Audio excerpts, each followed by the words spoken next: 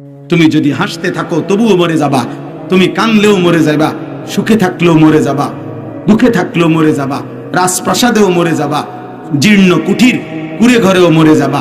তুমি যদি 3 বেলা ঠিক মতো খাও তবুও মৃত্যু হবে, 3 বেলা যদি ঠিক মতো না খাও তবুও মৃত্যু হবে। তুমি একাকী হলেও মরে যাবে, সবার মধ্যে থাকলেও মরে যাবে, ঘরের কোণেও মরে যাবে, বাজারের মাঝখানেও মরে যাবে, আফ্রিকার জঙ্গলে হলেও মরে যাবা, হিমালয়ের চূড়ায় আশ্রয় থাকলেও মরে যাইবা, আটলান্টিক মহাসাগরের নিচে চলে গেলেও মরে যাবা, 7 আসমানের উপরে থাকলেও মৃত্যু হবে, 7 তবক জমিনের নিচে থাকলেও মৃত্যু হবেই হবে। কথা বলে না?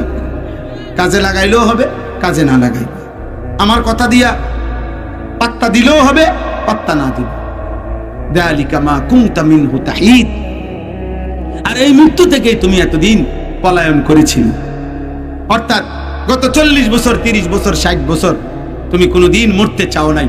তুমি না চাইলেও কোনোদিন 60 বছর মৃত্যুর আগে কেউ কোনোদিন চায় নাই মরতে, কিন্তু আল্লাহ বলেন এই না চাওয়ার কারণে মৃত্যু থামে নাই, মৃত্যু এসেই গেল, মৃত্যু এসেই গেল। ধরে নেন আমার দাদাও তো মরতে চায় নাই, দাদা তো মরেই গেল। আমার বাপও তো মরতে চায় নাই, আমার বাপও তো মরেই গেল। আমার জ্যাঠা তো মরতে চায় নাই, তো আমার জ্যাঠাও তো মারা গেল। আমার দাদা দাদি নানা নানি এরকম আমাদের প্রত্যেকের বংশের মানুষগুলো মৃত্যুবরণ করলো তো। কথা বলেন না কেন? মরলো তো, তা আমিও মরে যাই, তুমিও মরে যাই। অতএব বাপ যদি বলো বুঝি নাই তাইলেও মৃত্যু হবে, যদি বলো বুঝছি তাইলেও মৃত্যু হবে, যদি বলো খেয়াল করি নাই, সরি না সরি বললেও মারা যাইবা, সরি না বললেও মারা যাবে, যদি বলো এতটা সিরিয়াস ভাবি নাই তাহলেও মৃত্যু হবে, যদি বলো ভেবেছি তাহলেও মৃত্যু। চলে তোমাকে যেতেই হবে, যেতেই হবে। অনুফিখা ফিস সূর, একদিন ইসরাফিলের ফু হবে, হাসরের মাঠ কায়েম হবে। যালিকা ইয়াউমুল ওয়াঈদ, আল্লাহ বলেন সেটা বড় শাস্তির দিন। যালিকা ইয়াউমুল ওয়াঈদ, সেটা বড় বেশি শাস্তির দিন রে বান্দা। আল্লাহ কোরআনে বলছে একদিন হাসরের ময়দানের একদিনে, প্রথম দিনেই কষ্ট আর পেরেশানিতে কোলের বাচ্চা বুড়া হয়ে যাবে, কোলের বাচ্চা বুড়া হয়ে যাবে একদিন। ইয়াউমা ইয়াজআলুল বিলদানা শিবা। এরপরে আল্লাহ বলেন ওয়াজাআত কুল্লু নাফসিম মাআহা সাইকুম ওয়া শাহীদ, প্রত্যেকটা মানুষ এই কবর থেকে হাসরের ময়দানে উঠবে, আর তার সাথে এই 2 জন ফেরেশতা তার সাথে থাকবে। কিভাবে থাকবে? একজন সাইক, একজন থাকবে পিছনে দাঁড়াইয়া, ফেরেশতা থাকবে যে তাকে সামনের দিকে আগে বাড়াইতে থাকবে। অর্থাৎ ছাগল ভেড়া বকরি যেভাবে একজন রাখাল চালাইয়া নেয় সামনের দিকে, এরকম ভাবে একজন ফেরেশতা তাকে পিছনে থাইকা থাইকা এই ব্যক্তিকে বলবে আগে বাড়ো, আগে বাড়ো, হাসরের ময়দানের দিকে যাও, আগে বাড়ো। আর আরেকজন ফেরেশতা শহীদ, অর্থাৎ তার পুরা জিন্দেগীর আমলনামা যা তারা 2 জনে লিখছিলেন, এই আমলনামাটা হাতে নিয়ে সাক্ষী হিসাবে আল্লাহ তাআলার সামনে তার সাথে সাথে থেকে থেকে আল্লাহর সামনে উপস্থিত হবে, ফাইলটাও জমা দিবে, মুখ দিয়েও পুরা ঘটনা বলবে।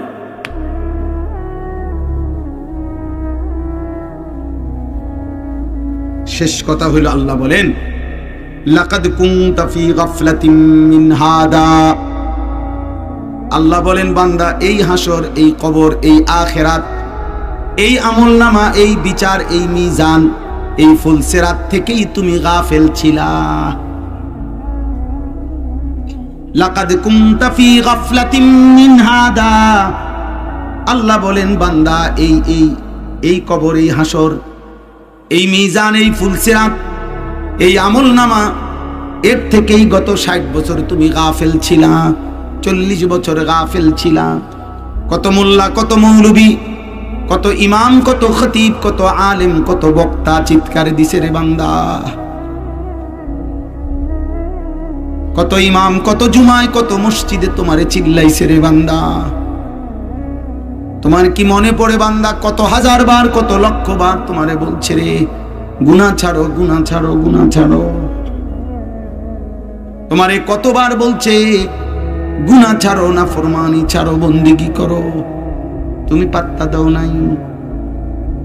তুমি মনে করেছো ফাঁকা চোখ বন্ধ করলেই মরে গেলেই সব শেষ। না, ফাকাশাফনা আনকা গিতাআকা ফাবাসারুকা আল-ইয়াওমা হাদীদ।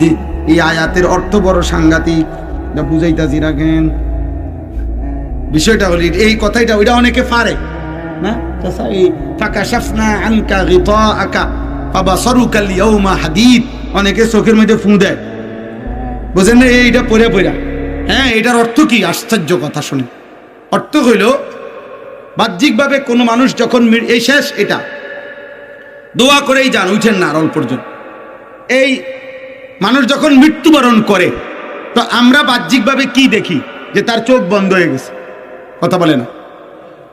মৃত্যুবরণ করছে মানে কি? বন্ধ হয়ে গেছে, চোখ বন্ধ, আর কিছু সে দেখে না।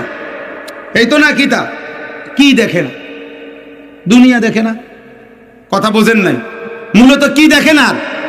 দুনিয়াটা দেখে না। আর কি মাটির উপরে গত 60 বছরে যা দেখছিল এগুলো আর কি দেখে না। আল্লাহ বলে, তোমরা মনে করছো চোখ বন্ধ হয়ে গেছে, তোমরা মনে করছো আর কিছু দেখে না। আল্লাহ বলে, না বান্দা, তোমাদের কাছ থেকে নিয়া আমি আল্লাহ যখনই তাকে কবরে আনবো, তখন আমি আল্লাহ তার এই বন্ধ চোখ নতুন করে ফাকাশাফনা, এই পর্দা সরিয়ে দেব। এবার তার চোখ খুলে দেব, আবার চোখ মেলে দেব। আবার এইবার তার চোখের পাওয়ার ফাবাসারুকা আল-ইয়াওমা হাদীদ।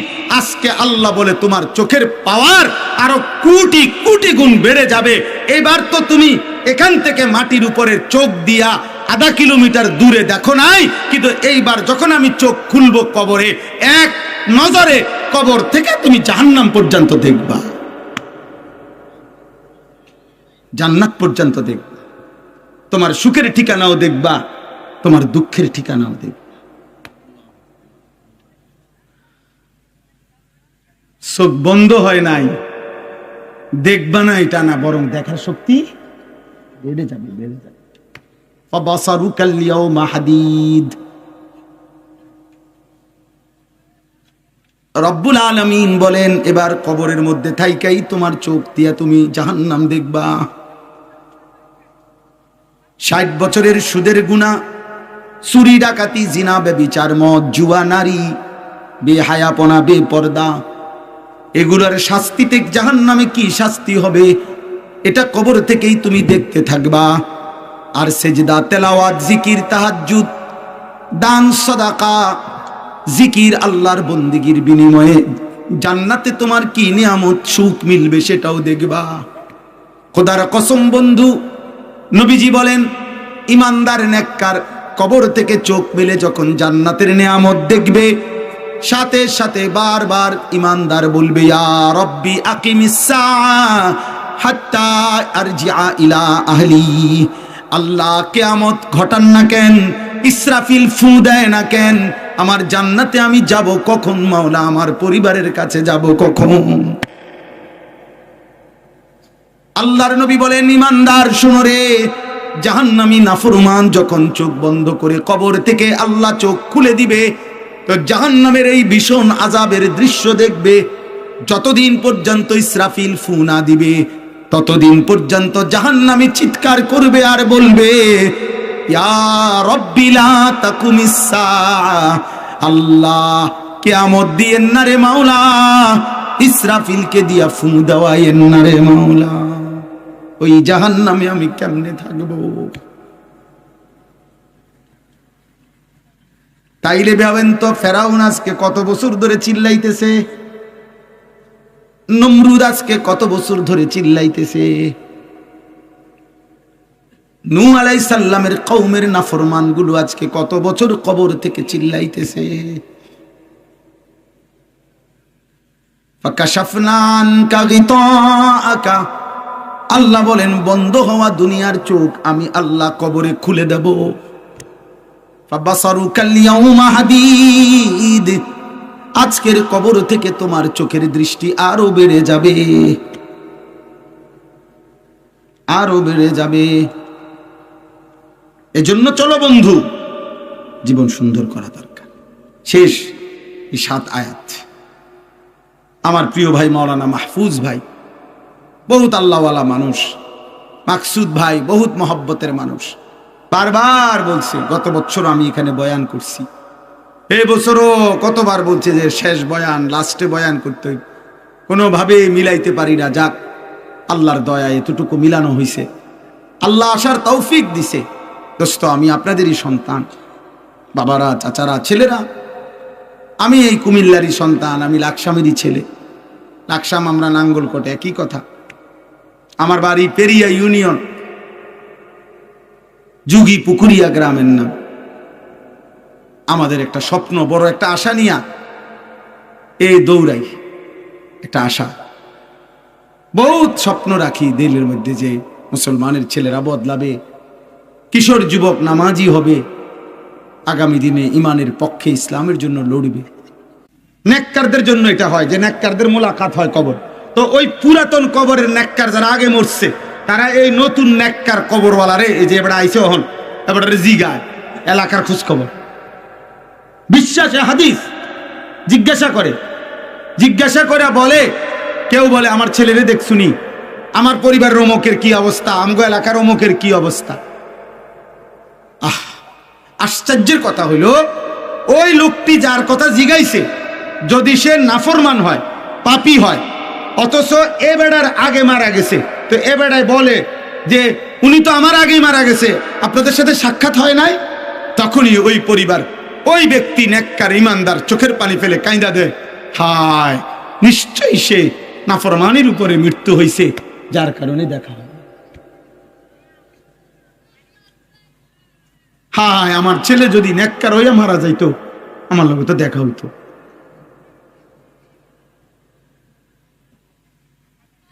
হায়, আমার চাচা বোনো নাফরমানি অবস্থায় মারা গেছে, নাহলে তো আমার লগে দেখা হইতো। এই হলো হিসাব। এটা হাদিস, মিশকাতের মধ্যে হাদিস আছে। এজন্য বাপ, দয়া করে ভাবতে শিখেন। একটা ছেলেও যদি, আমি আগেই বলছি, আমি কোনো ভোটের জন্য আসছি না, আমার কোনো মার্কা নাই, অতএব একটা ছেলেও যদি বুঝে থাকো বাপ, জিন্দেগি বদনাম, জীবনটা সুন্দর করো, আখলাক সুন্দর করো। নবী সাল্লাল্লাহু আলাইহি সাল্লামের একটা সুন্নাত, একটা নবীর তরিকা, চুল, দাড়ি, চেহারা, লেবাস, পোশাক, ঘর সংসার, ওযু, নামাজ, পেশাব, পায়খানা, রাত দিন, আহার নিদ্রা নবীজির তরিকা মোতাবেক, সুন্নাত মোতাবেক বানাবেন। বলেন ইনশাআল্লাহ, বলেন ইনশাআল্লাহ। আমি প্রত্যেক দিন একটা কিতাব বিক্রি করি আমার সাদা গাড়িতে, 400 টাকা মূল্যে। এটা তালিমুস সুন্নাহ, নবীজি সাল্লাল্লাহু আলাইহি সাল্লামের সুন্নাতের উপরে একটা কিতাব। বাংলাদেশের একজন শ্রেষ্ঠ বুজুর্গ লিখছেন, গাজীপুর কাপাসিয়ার হযরত অধ্যক্ষ মিজানুর রহমান চৌধুরী, বাংলাদেশের একজন বড় বুজুর্গ। আমাদের নবীজি সাল্লাল্লাহু আলাইহি সাল্লামের সারা জীবনের একেবারে ছোট্ট থেকে ছোট্ট যত সুন্নাত, বড় ছোট, সব এখানে আছে। বাংলা ভাষায় 650 পৃষ্ঠার মতো একটা সুন্নাতের উপরে প্রামাণ্য দলিলওয়ালা বই, এত বড় মোটা প্রামাণ্য বই বাংলা ভাষায় আর নাই। আছে আরো ছোট ছোট বই আছে, কিন্তু এরকম পূর্ণাঙ্গ কিতাব আর নাই। আলহামদুলিল্লাহ, এইটা অনেক সুন্দর। আমি ব্যক্তিগতভাবে পড়ি, আমার একটা আশা, আমি হযরতের কাছ থেকে এগুলো আনাইছি, বিক্রি করি মাহফিলে। কেন? আমার একটা ইচ্ছা যে একসময় মুকসুদুল মুমিনিন মানুষের ঘরে ঘরে থাকতো, বেহেশতি জাওর থাকতো, এখন আর নাই। তো উম্মতের ঘরে ঘরে, মানুষের ঘরে ঘরে নবীজির সুন্নাতের একটা পূর্ণাঙ্গ বই থাকুক। যদি কখনো কারো মন চায়, নারী, পুরুষ, দাদি, নানি, ছেলে, বুড়া, যার মন চায় সে পড়তে পারবে। দেখা গেছে ফায়দা হবে যেই পৃষ্ঠা উল্টাইলে। আপনারা দয়া করে যাওয়ার সময় সুযোগ থাকলে এই কিতাবটা কিনবেন। দয়া করে আমার প্রিয় ভাই মাওলানা মাহফুজ ভাই, উনি না বলুক, আমি মাদ্রাসার হিসাব দেখছি, মাদ্রাসার আলহামদুলিল্লাহ আয় ব্যয় টোটাল হিসাব উনি এখানে পেশ করছেন। আমরা দোয়ার আগে আপনাদের কাছে আমার অনুরোধ হইল, প্রত্যেকেই নিজ মহব্বতে, ভালোবাসায় একটু পকেটে যদি হাত দেন, মাদ্রাসার জন্য আমরা একটু সহযোগিতা করি, সবাই মিলে বরকত হবে। যেটুকু আছে, 10 টাকা থাকলে 10 টাকা দেন, 1000 টাকা থাকলে 1000 টাকা দেন, 500 টাকা থাকলে 500 টাকা দেন, 100 টাকা থাকলে 100 টাকা দেন। যুবক ভাই, তোমাদের কাছেও যদি থাকে 10 টাকা হলে 10 টাকাই দাও, নিজের জীবন ভালোর জন্য দাও, নিজেরে যেন আল্লাহ বদলায় দেয় তোমারে। এই আশায় দাও, যেটুকু হয় ওইটুকুই দেন। আর যাদের মন চায় পরে দিবেন, তো নিয়ত করলে পরে দিয়েন, তাও বলে রাখেন বা বলে দেন বা লিখে দেন, যেমনি সুযোগ হয় দিয়েন। মাদ্রাসার দান বিফলে যাবে না। আপনার এই দানের দ্বারা ওই বাচ্চারা কোরআন পড়বে যে বাচ্চারা সারাদিন রাত আল্লাহর কোরআন পড়ে। মনে রাখবেন, এমন শোনার মানুষ আপনি আর কোথাও পাবেন না। তালিবে ইলমের ইন্নাকা আনতাল আলিমুল হাকিম।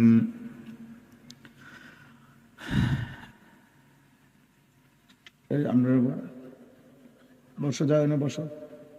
আরেকজন ওটা তুমি তোমার কান্দে আরেকজনটা লাও বাবা। তখন দাঁড়ানো যাবে না, বসতে হবে। চেয়ার হলে চেয়ারেই বসো, বসে শুনতে হবে।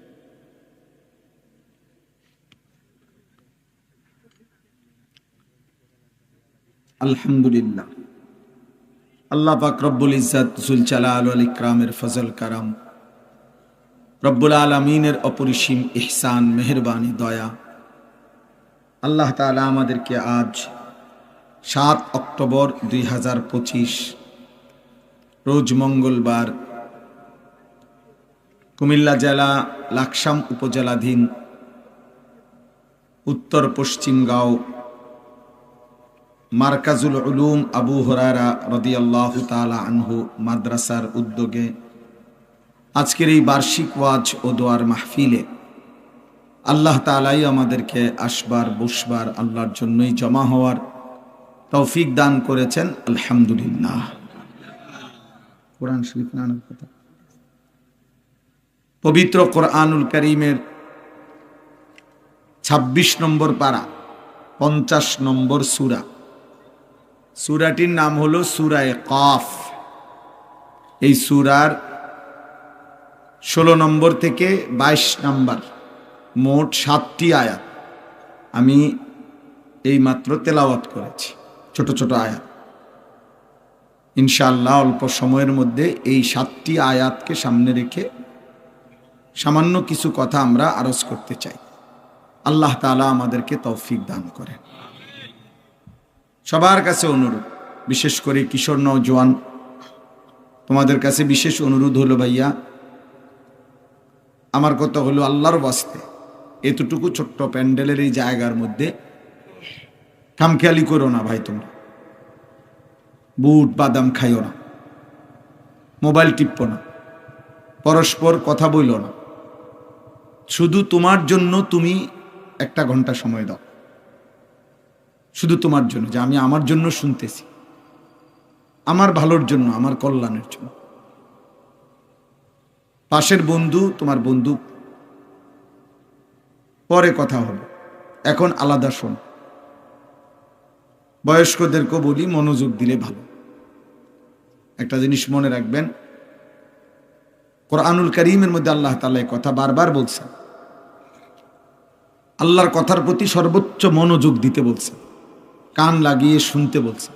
ফাসতামিউ লাহু ওয়া আনসিতু। আল্লাহ তাআলা বলেন তোমরা মনোযোগ দিয়ে শোনো এবং চুপ থাকো। লাআল্লাকুম তুরহামুন। আল্লাহ ওয়াদা দিয়েছেন এতে করে অবশ্যই তোমাদের উপরে রহমত বর্ষিত হবে। তাহলে আল্লাহর কথা যে মনোযোগ দিয়ে শুনে এবং চুপ থাকে, অনর্থক কথাবার্তা বলে না, তো তার উপরে আল্লাহর রহমত বর্ষিত হয়। রহমত বর্ষিত হয় মানে কি? তাফসীরের মধ্যে লিখছে আল্লাহ তখন তাকে আল্লাহর কথার আলোকে আমল করার তৌফিক দান করে। এই আমল করার যে সুযোগ পেল, এইটাই রহমত, এটাই বড় দয়া, এটাই বড় দয়া।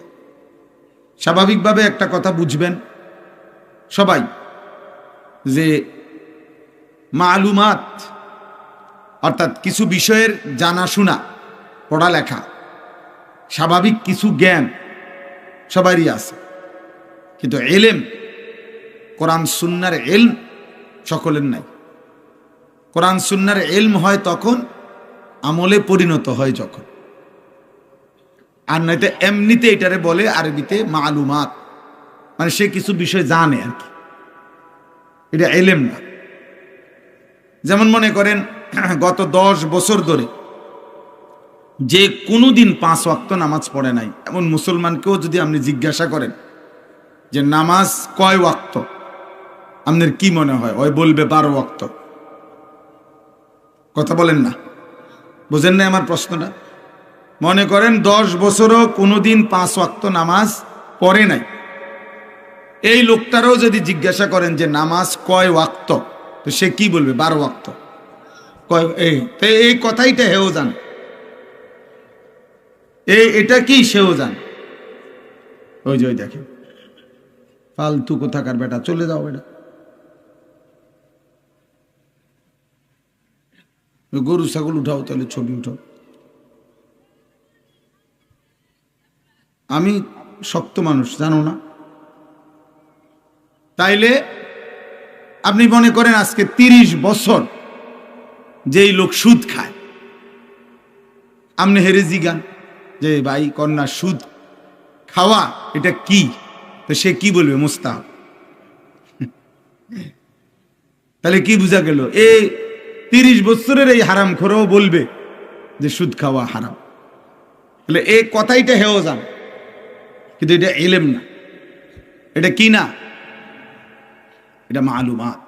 এটা হলো একটা বিষয়ের জানাশোনা আছে। এদ্দুর এলেম তখনই এলেম হয় যখন তা আমলে পরিণত হয়, আমলে পরিণত। এজন্য হাদিসের মধ্যে আছে, আল্লাহ নবী সাল্লাল্লাহু আলাইহি ওয়াসাল্লাম, যে মানুষ শুধু আমলবিহীন এমনে জ্ঞানের কথা বলতে পারে, তো আল্লাহ নবী তাকে বলছে আলিমুল লিসান, সে হচ্ছে জিহ্বার জ্ঞানী।